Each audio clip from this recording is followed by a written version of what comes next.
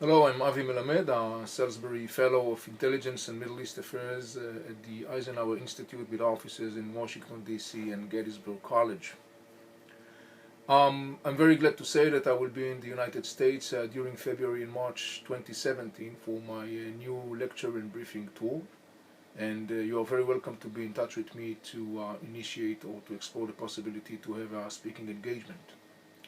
In this briefing for the next 10 or 15 minutes, I will talk briefly about the Middle East legacy of the previous President of the United States, Barack Obama, and I'll try to assess the major ramifications and impact of Barack Obama's Middle East policy. The major turbulences and what I call the tectonic plate movement that we see in the Middle East in the last 6 or 7 years happened mostly, of course, during the double shift term of President Barack Obama. Though, of course, President Obama is not responsible for the major factors that fuels that tectonic plate movement, the Iranian-Arab power struggle, the growing challenges of the societies of the region, the growing presence and impact of militant Islamic Sunnist groups and so on, I would argue that President Obama's policy regarding the Middle East had a very significant, we would even say dramatic impact in the geostrategic shaping of the Middle East. Many analysts, Israelis, Arabs, Westerns as well, were puzzled with one of the major, if not the major, cornerstone of President Obama's policy regarding the events in the Middle East, and that is, of course, the extending his hand to the mullah regime in Iran.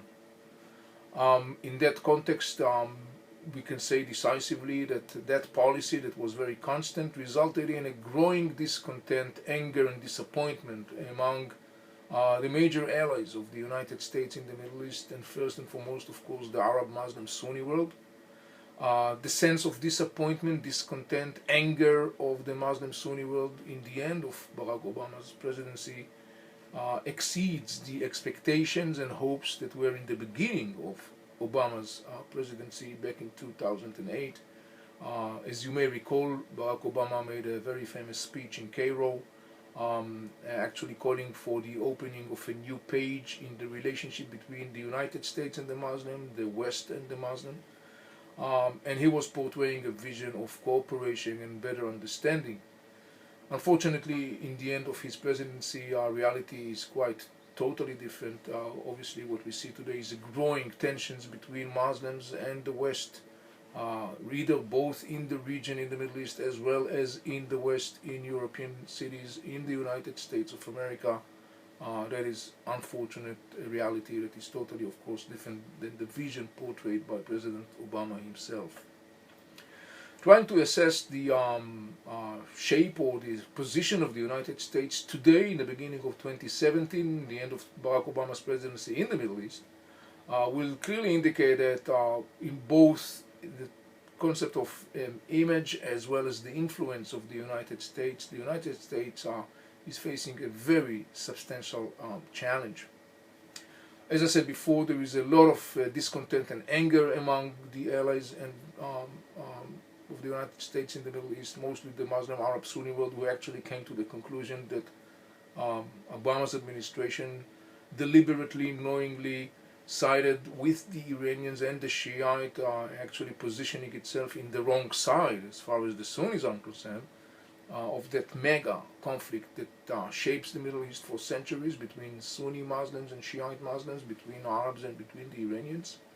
And therefore, as I said, there is a lot of discontent and anger within the Muslim and Arab Sunni world.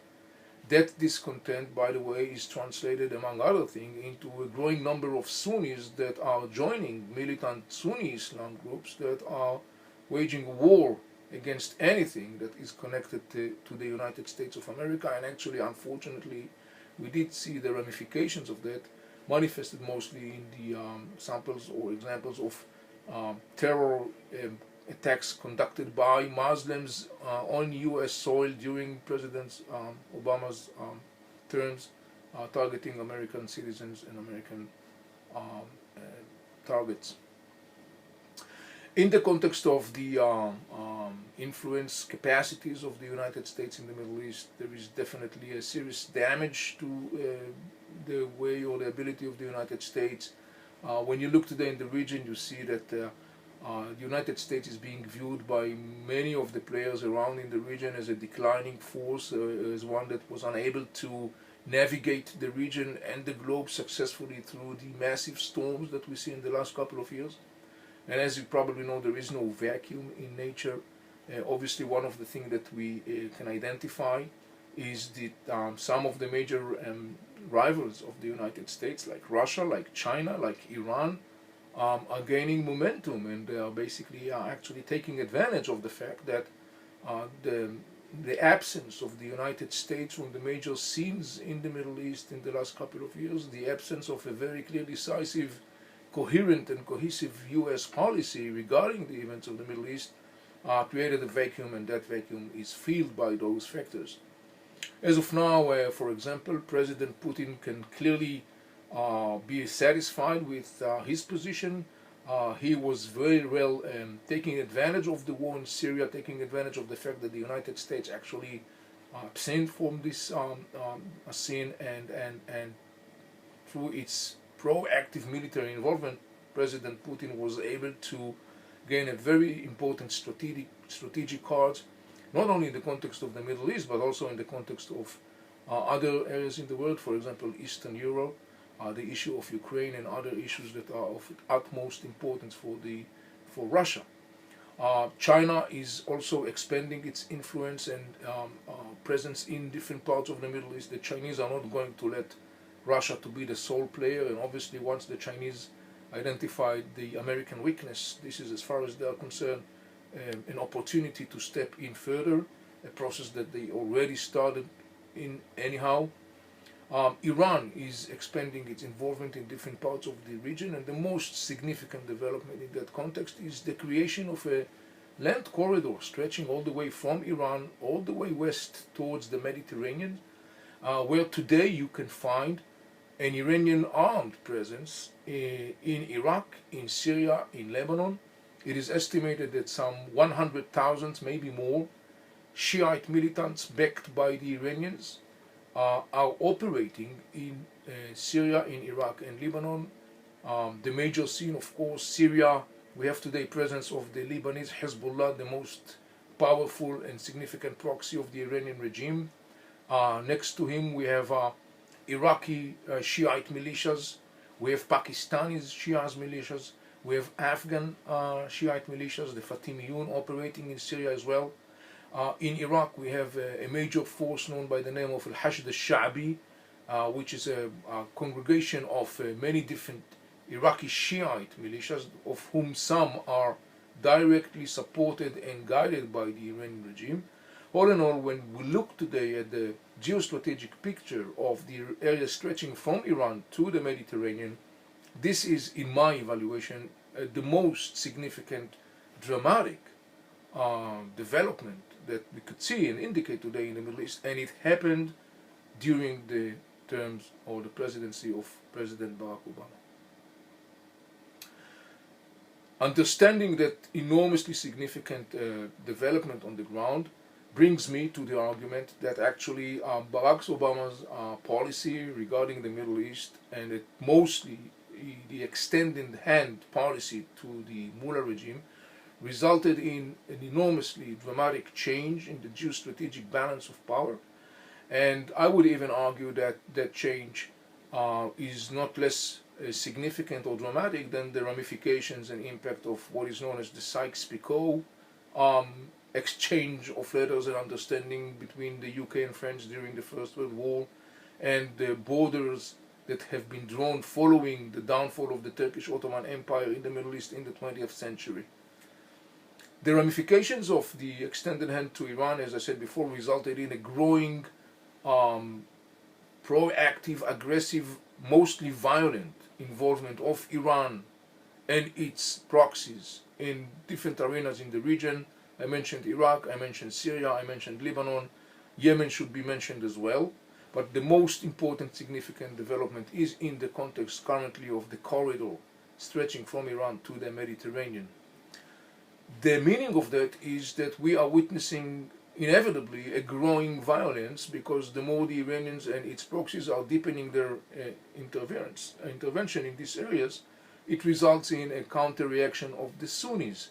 Hence, what we see is a growing Iranian-Arab power struggle encompassed with a growing, deepening, widening, and escalating Sunni-Shiite collisions, specifically in those arenas, but also radiating to other arenas as well in the Middle East, like as Yemen, like as Bahrain, and others. There is yet another very significant ramification, very concerning one, in the context of the creation of that Iranian corridor and the blueprints, if I may use this term, of the Iranian regime, and that is in the context of the State of Israel. The Iranian Mullah regime does not conceal its plans for the State of Israel. The Iranian Mullah regime is openly calling for the elimination of the State of Israel. In fact, formal speakers of the regime more than once have said that Israel will not exist anymore in about 10 years from now, and those announcements should be taken very seriously.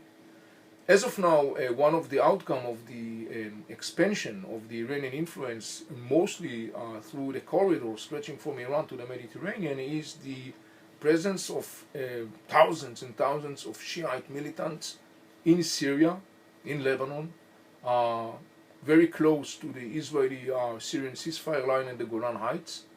This is a very significant development.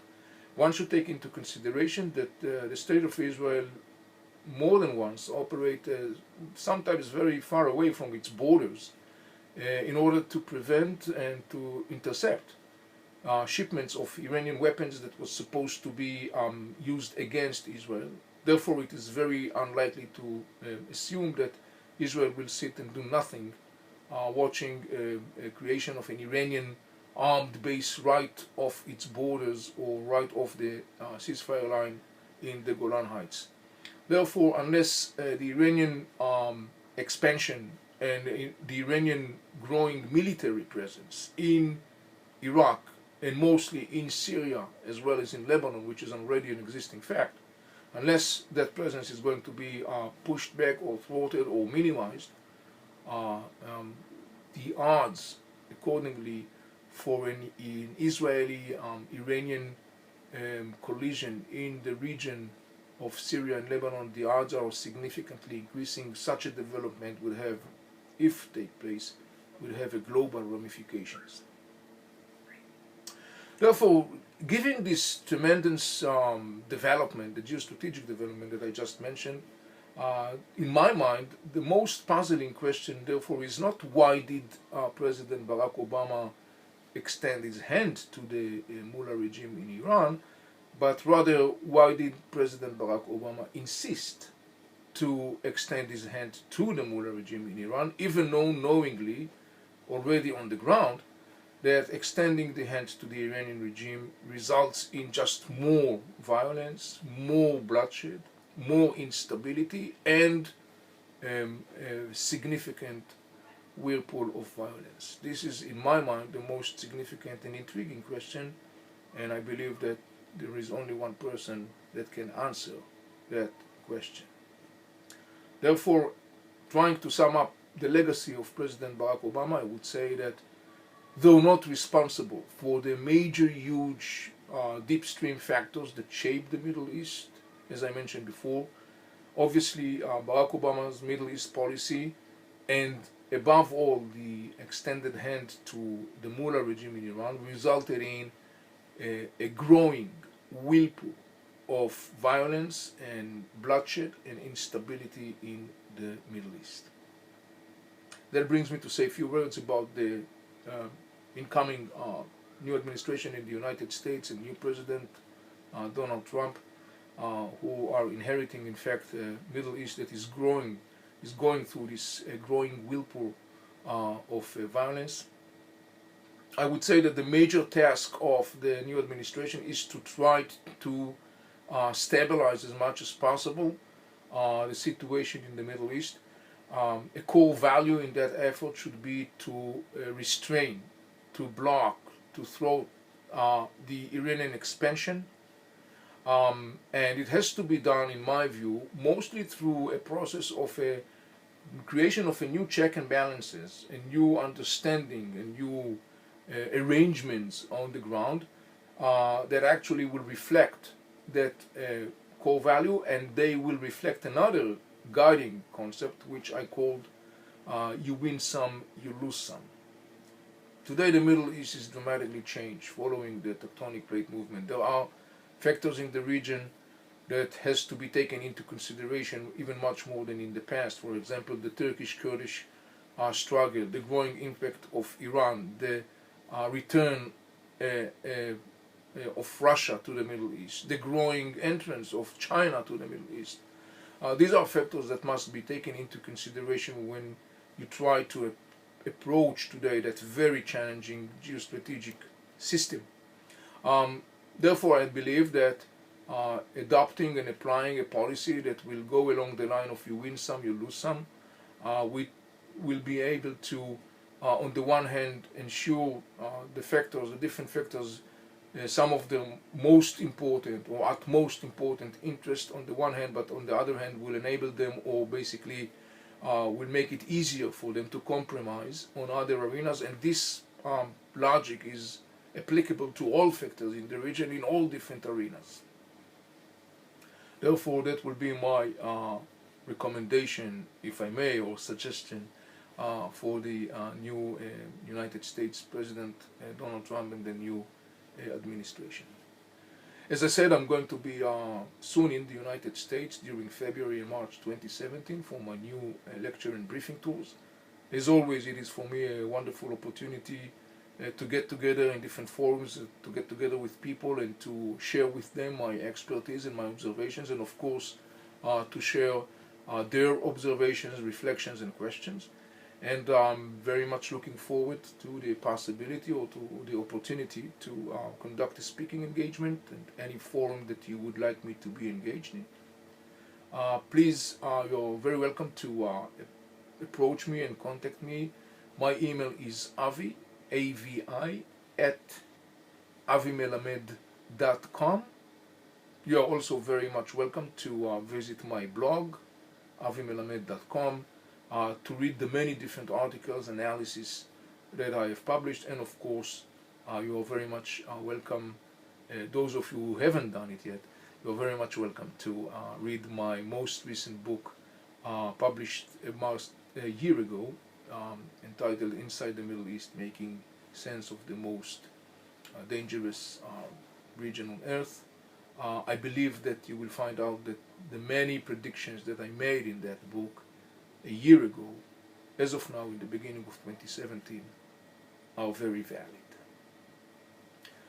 This is Avi Melamed. Thank you for watching, and until our meeting, I wish you all the best and shalom from Israel.